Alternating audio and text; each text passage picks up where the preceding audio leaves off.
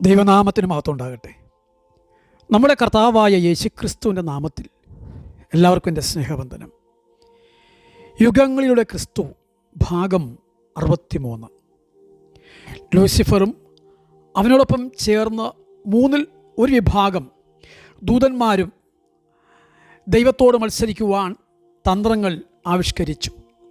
ലൂസിഫറിൻ്റെയും കൂടെയുള്ളവരുടെയും പ്രവർത്തന പദ്ധതി അറിഞ്ഞ ദൈവം തക്കതായ ശിക്ഷ നൽകുവാൻ തന്നെ തീരുമാനിച്ചു. അങ്ങനെ സ്വർഗത്തിൽ ലൂസിഫർ തൻ്റെ നിഗള സ്വഭാവം ദൂതന്മാരിൽ കടത്തി.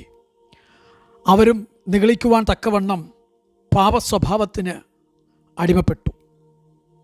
അതെ, ലൂസിഫറിൻ്റെ പാപം തന്നെയായിരുന്നു ഈ ദൂതന്മാരിലും ഉണ്ടായി വന്നത്.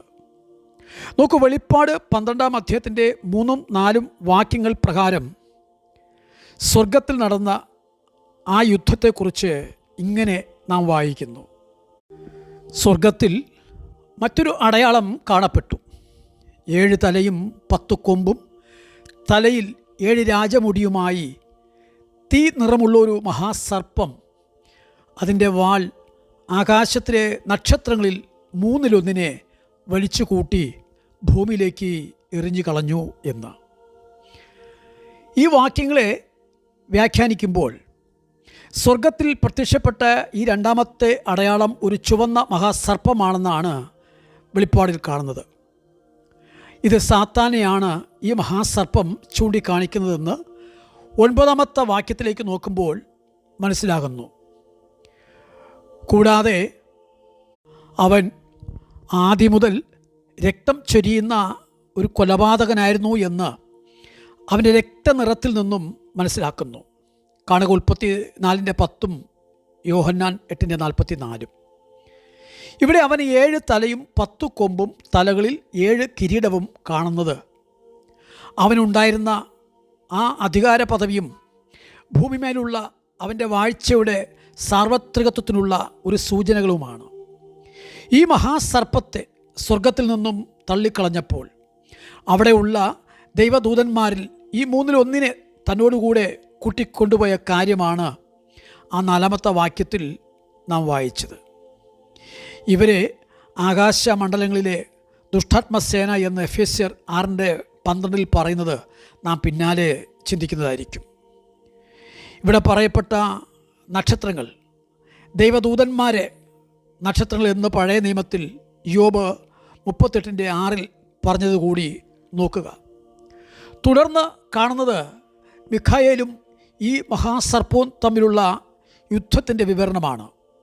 അതിങ്ങനെയാണ് 7 മുതൽ 9 വരെ രേഖപ്പെടുത്തിയിരിക്കുന്നത്.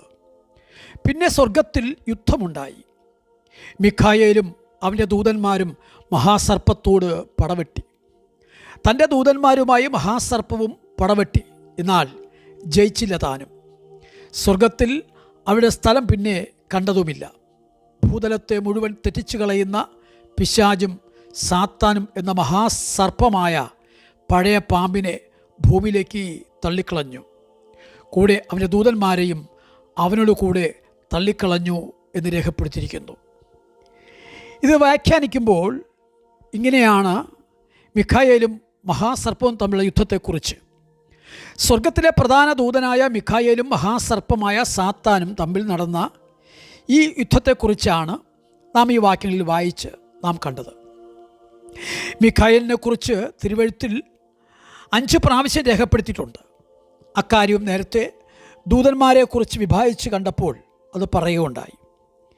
ഇവിടെ സ്വർഗത്തിൽ വെച്ച് നടന്ന ഈ യുദ്ധത്തിൽ സാത്താനെയും അവൻ്റെ ദൂതന്മാരെയും മിഖായേൽ തോൽപ്പിച്ച് ഭൂമിയിലേക്ക് തള്ളിക്കളഞ്ഞതായിട്ടാണ് കാണുന്നത്.